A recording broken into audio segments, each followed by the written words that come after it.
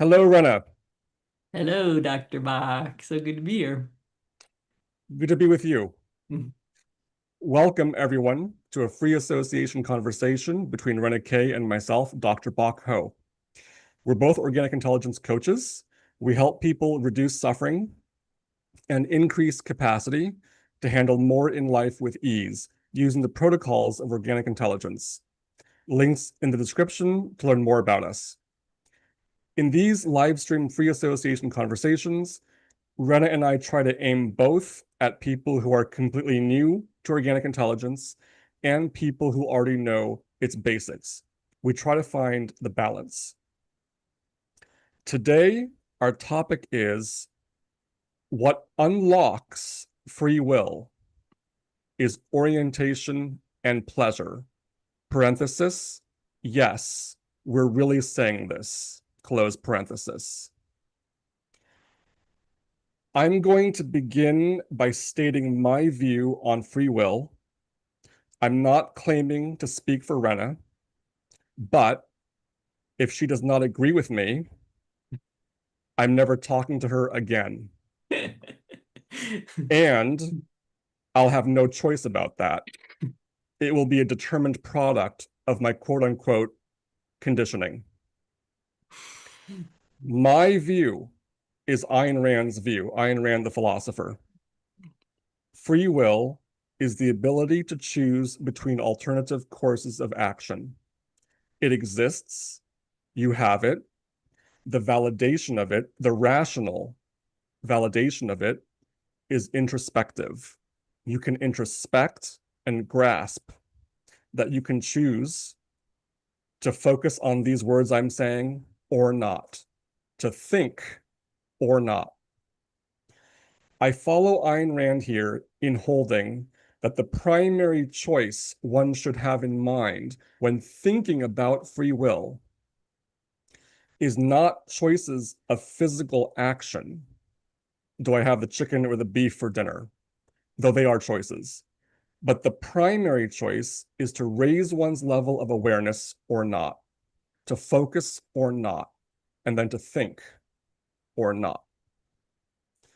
To those who say that the scientific, enlightened, rational, educated, respectable view of free will is that it's a myth or an illusion, and that introspection cannot be trusted, my response is Ayn Rand's response. They have the wrong epistemology, theory of knowledge, and the means to acquiring it, and are placing their wishes above reality.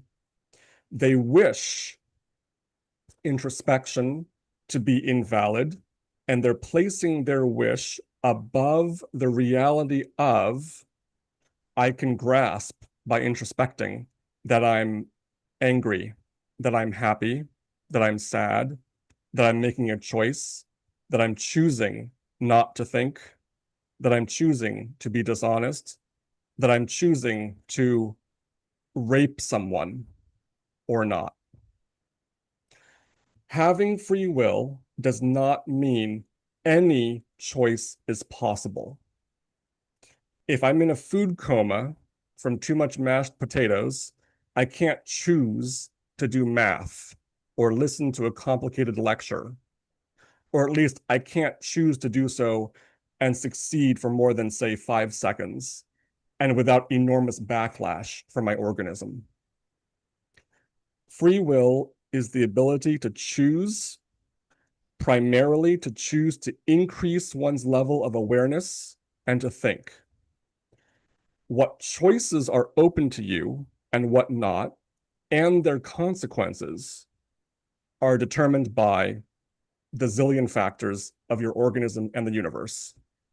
If you're gay, you can't suddenly choose to be attracted to the opposite sex, etc., etc. All right.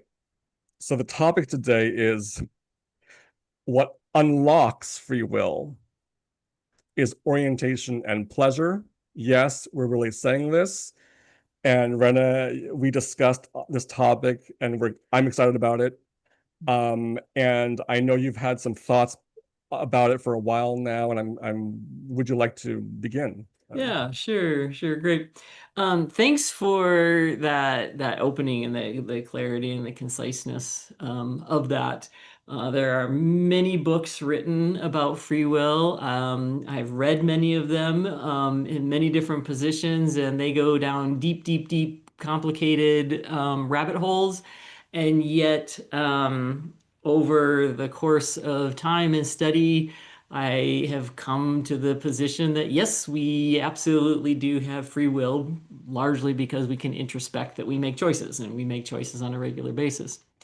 Um, this kind of the topic came about for me as just a random day where I was talking with some participants in my program, and like just noting that people kept using this idea of I'm making different choices.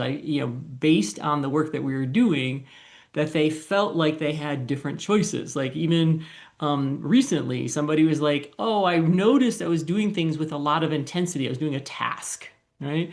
And I was doing that task with a lot of intensity, and was able to be aware." And so you use that word awareness, and then from that awareness says, "Oh, I don't have to do this task with the same intensity," and pulls up a chair and sits on the chair and does the task from a more seated position, and found that the system became less intense and did the task with less intense and was like, that actually was nice. That felt good. And Hmm. there was this awareness that allowed for choice. And so I started really thinking about that because, we talk a lot about conditioning, and you use the word conditioning too, right? So, what is conditioning?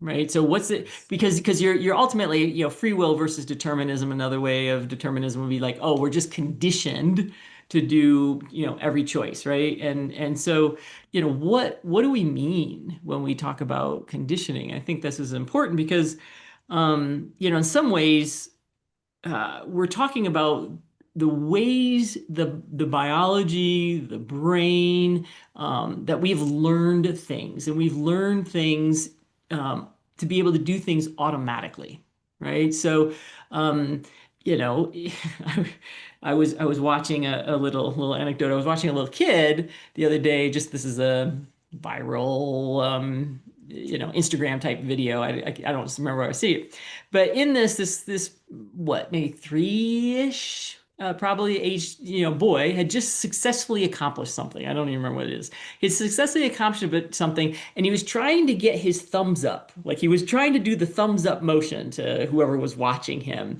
because he was proud of himself at this thing that he had accomplished. But he hadn't yet acquired the motor skills to get his thumbs up. And so you're watching him for about 15, 20 seconds trying to figure this out, how to do this. Well, like in adulthood, that motor action is automatic, easy. We don't have to figure that out every time we want to, give the thumbs up sign, Okay. right?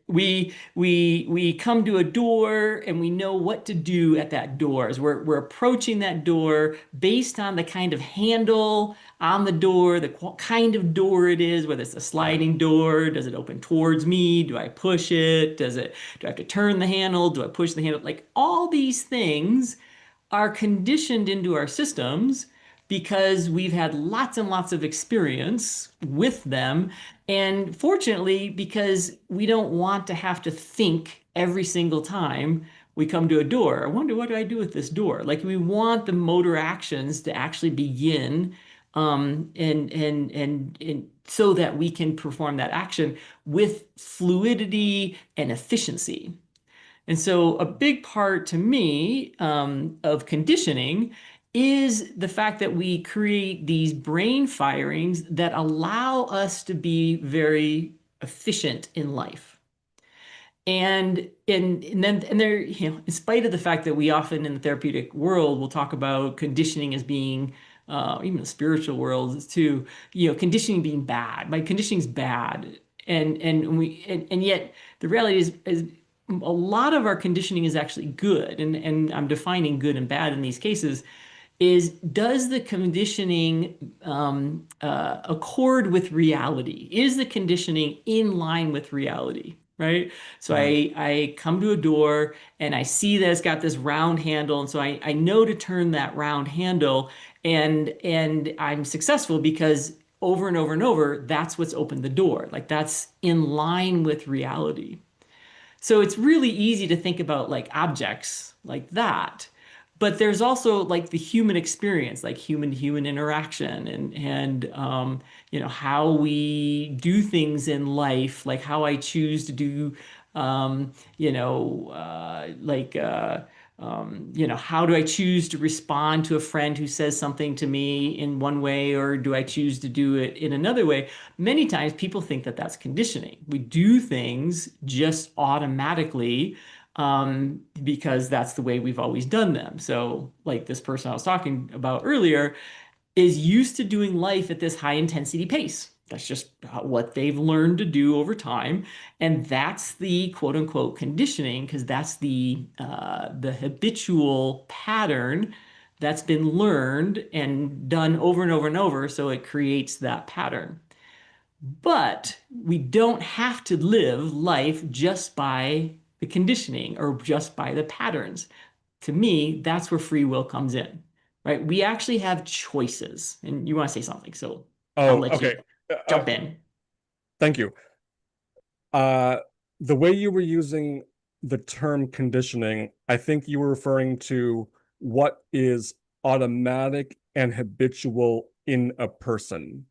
What's their automatic and habitual way of social interaction, opening a door, eating, exercising, a million other things. What's automatic and habitual? And that's one, I think that's one understanding of conditioning, one meaning to the term conditioning.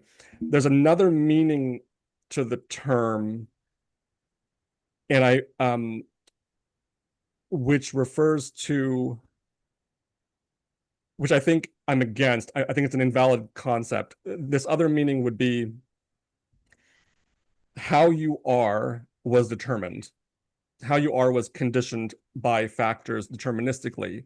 So in this understanding, and that's the understanding I had when I in my opening when I made that when I referred to conditioning in quotes, and that's the form of conditioning I think is used invalidly because whenever it's used, it implies that you were determined that way. And I wanted to spot that a little bit. So I know that we may be talking about two things at once, like the conditioning meaning what's automatic and habitual, and conditioning meaning how you were determined to be that way. Let me spotlight the second one for now, for a moment. So you hear people say, well, I was conditioned, I'm a Christian. Why? Well, I was conditioned that way. Oh, that person's a Muslim. Why? They were conditioned that way. Oh, that person supports Trump. Why? They were conditioned that way. That other person hates Trump. Why? They were conditioned that way. That person's an atheist. That person's religious. That person's Democrat. That person's Republican. That person believes selfishness is bad. That person believes selfishness is good. Why do they do that? Well, that's just their conditioning. Hmm. And that, I think, is a wrong, dangerous, poisonous view. And the concept of conditioning there packages together the degree, the concept of conditioning implicitly rejects the role of your choice in how you came to be how you are. You can choose to think or not, to question or not. If it's true, I mean, it's true. So let's say most children of Christians are Christian, most children of Muslims are Muslim, most children of Democrats are Democrats, et cetera, et cetera. And then so from that you infer, well, people are just determined by by preceding factors. They're conditioned that way. And I'm saying the con you have choice along the way. When someone presents you something, you can choose to activate your mind or not. It may be harder if the culture is against you, but you have choice. And so the employment, and especially the promiscuous employment of the term conditioning, including within the organic intelligence community, including all therapy, including just people just use that term all the time, it's an invalid concept and they should question it. And that sense of conditioning is different from what you were referring to, which is how I automatically am. Yeah. Okay. So I just Yeah, wanted to, yeah, yeah. yeah, yeah. Yeah. Cool.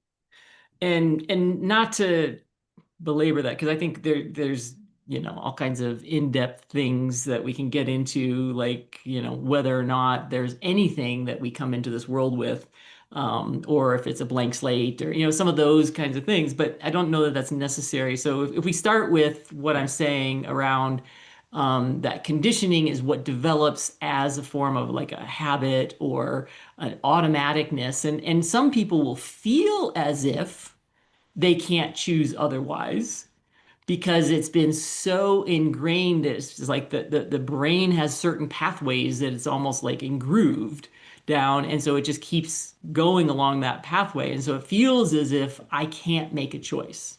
Right. And I would say, and I think you say that, that's incorrect, that at any point we have that option to question one's Oh, thoughts or automatic behaviors, right? yes. Let me, uh, if I can take the baton for a minute. So in my opening and in my clarification just now, I think I was still talking at a, I was just talking about what I meant by free will and what how I understand conditioning and why I'm against that concept when it implies free will doesn't exist.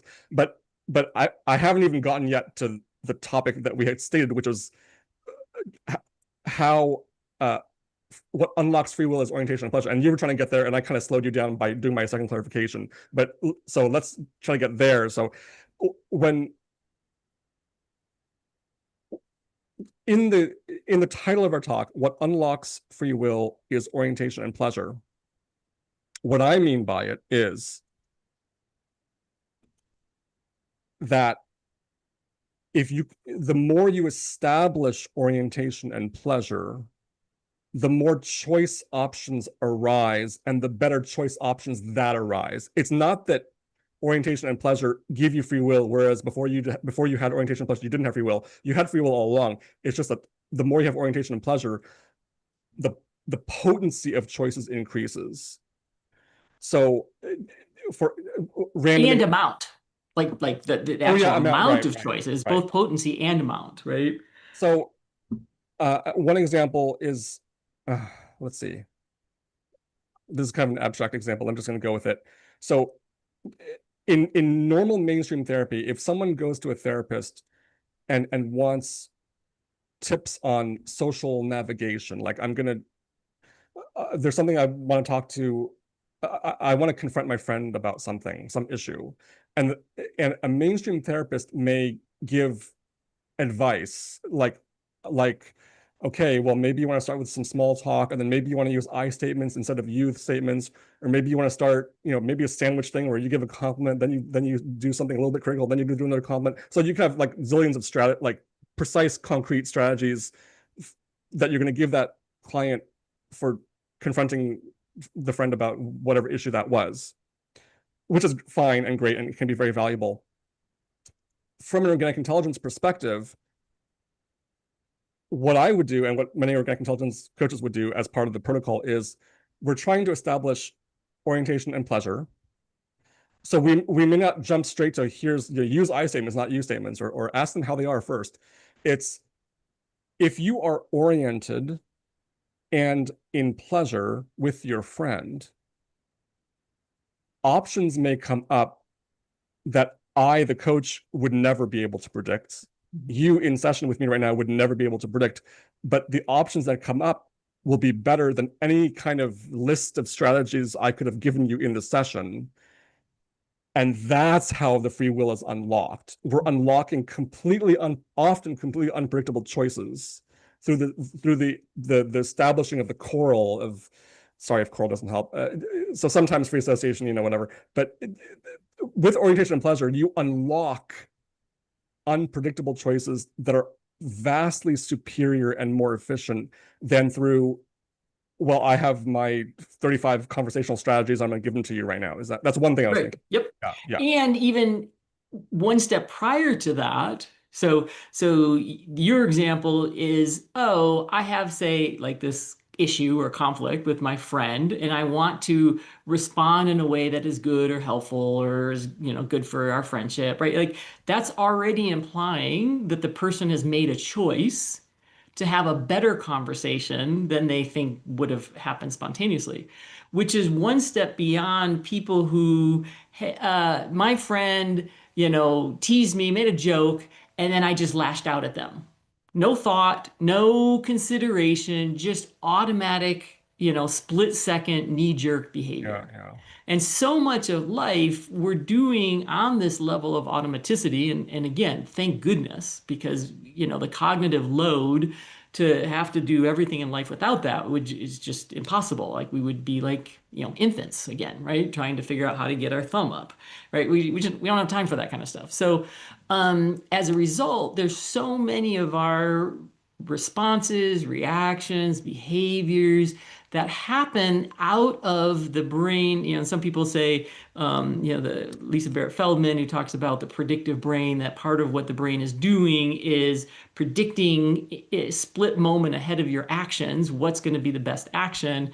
And then that is a result of repetitive experiences that's what one does. Maybe you've watched your parents lash out at other people or lash out at yourself. And so now that's what you do. You lash out at somebody when they, behave in a certain way. And so what Mm. being oriented does is allows us to now be a little bit more in alignment with reality. So going back to this example, right? Your friend teases you and they think they're being funny. They're trying to elicit joke, camaraderie, bondedness, attachment, like some of the reasons we tease each other. But for whatever reason, your automatic reaction was to get really mad, right? And lash out. So that doesn't necessarily, that response is not in alignment with the reality of the other person's intentions. And so we like just like you met said, we start to lose the options that are available, of which there are myriad of other options if a friend teases you, right? There's oodles of options. And so what will arise spontaneously is less likely to happen the more the system is operating out of this automatic way. As opposed to, as the system becomes more and more oriented, it now can go assess the situation. And again, somewhat in split seconds, but it's going to assess it more in alignment with what reality is in the moment. And if your friend is actually really being mean, maybe lashing out is the right response. That maybe that might be the impulsive right response in the moment. But the question, the idea is that when we are oriented, when we are pursuing pleasure, we are going to have available to ourselves, to our system in a sense, to ourselves, options that might not have been there because it would have been constrained by the previous thousand moments of experiences of having been teased or something, right? And so you said in your opening about free will that there are certain constraints that can happen, right? And it can feel like we have constraints that when somebody says this, I behave this way. And this happens in a million times. And our language is often that too, right? Like we often talk in a way as if I had no choice. And what we're saying, or what I think we're saying, but I know I'm saying, is that the more oriented we are, the more we've been pursuing pleasure, and that's become a habit for us, we have new options that become available to us that previously might not have been available when we are just operating out of the common status quo way we've, been doing life. Yes. And without, if you have compromised access to orientation and pleasure, you may think you're making good choices, but it's more likely they will end up leading you to the same place you were before. Mm. Like this new guy or girl I'm gonna date, they're different. And I feel good. I'm gonna make a choice. I'm making a choice. This is different from my prior abuser. It's different. But then like a month later, you're being abused again. Now, why would that? So this phenomenon of I'm really trying to, I'm really honestly trying to improve my life. I'm trying to make choices, good choices, but somehow whatever I'm choosing, it just ends up being the same thing. Yeah. From an organic intelligence perspective, it's because the the choices available to you were ones that would keep you in your habitual way. So the choices you had to choose from, it would just keep you in the status quo. If you can land orientation in which the interior pull is not so strong, and pleasure in which you have a compass for what actually feels good in a lower intensity way, you'll be able to use it as a compass, and other options will come up, and including ideas like, wait a minute, this feels like I'm just repeating stuff. Whereas that idea may not have come up without orientation and pleasure. So it unlocks thoughts that point you in a direction that is more likely to break you out of your biology long conning you. Yeah. Because you can think you're making choices, but even years down the road, it was just a giant long con. Mm. So if you want to minimize the chances of your biology long conning you, you want orientation and pleasure because it increases the chances that the right ideas that will pop up that will lead to actions. Okay, this is different. This is because without orientation and pleasure, you may still feel like this choice is good, this choice is different, this is a clear choice, I'm making a good choice. But without orientation and pleasure, it's much higher chance of being a long con. Yeah, yeah, Yeah. yeah. I like how I, you put it in that language, right? And there's, you know, I have more, by the way. again, we want certain things in life to be habitual, right? Like that's easy, right? Like, but when it comes to um, relationships, when it comes to choices around, say, career or how you do your finances, and or what your values are, and how to pursue those values, like we want that to be something that's not happening just automatically. Like, and most people, like, I think most people are actually very confused about free will, and so most people will talk as, on the one hand, as if yes, I want to choose what is going to be good for me in the long run, even though, as your example is, you may be getting long con by your status quo. But people want to be able to make choices that support them. On the other hand, people will often feel like they are unable, that they are constrained by these patterns and these habits and these conditions. And so I think, what we're saying is that by practicing orientation so that the biology is more oriented, it's going to be more what's going to emerge, what's going to automatically happen, let alone what actual I'm thinking, should I do X or should I do Y? Those kinds of very deliberate thinking choices, both of those are more likely to be in alignment with the external reality of what's happening. Yeah, go. Good. Oh, yes. But mine was not exactly what, it's not a direct logical flowing for what you just said. So it's just another idea I had, but Okay. is it Yeah, appropriate go to for just, it. Go for it. okay, okay. So and we're two, I want to say a lot more. Okay, we have 2 minutes, but are you exactly pressed for Go. time? Okay. Go. Nope. So, and it's going to be in process because I don't have it fully formed, but so the topic is what unlocks free will is orientation and pleasure. And there's one aspect of this I want to try to get out. Hopefully I can do it. So if you're really focused on orientation and pleasure as a primary thing to keep in mind in life, orientation and pleasure, then you're likely to get, then whatever comes up in your consciousness, you're likely to relate to it in a way that's beneficial. Okay, so let me try to give an example. Let's say I have the idea of, oh, I want to learn to surf. Surfing sounds cool. Now, a lot of mainstream culture people will say, oh yeah, do it.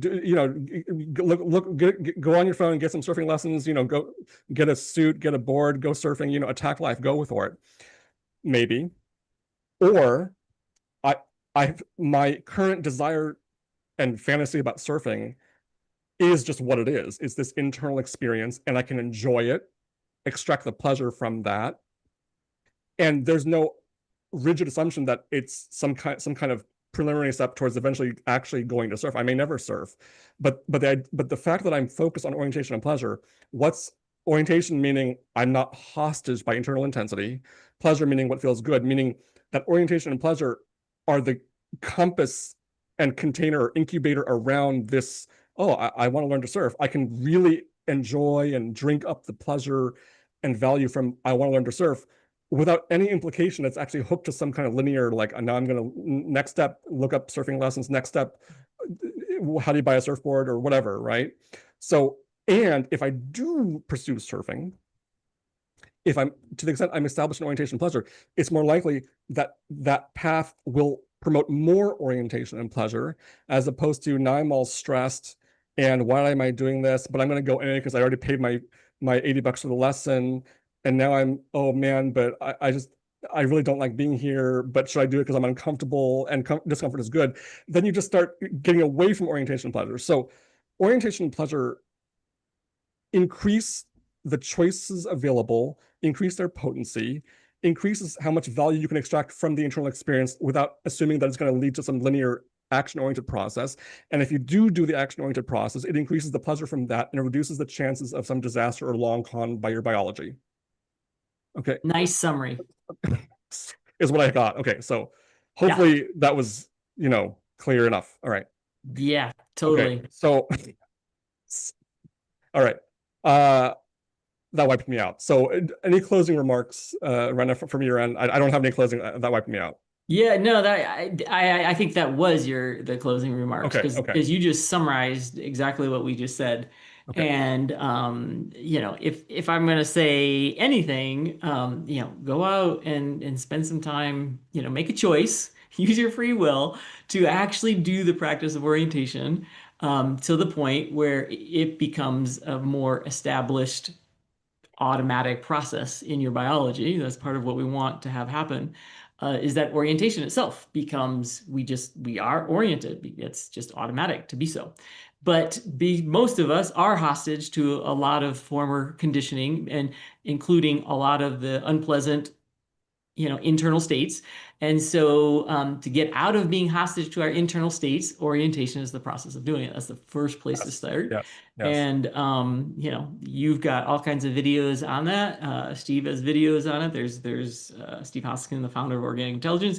There's lots of material on how to do that and how to get started with that. So yeah, well, just a word of support in that direction. Thank you, Rena, and thank you, everyone, for participating in what unlocks free will is orientation and pleasure.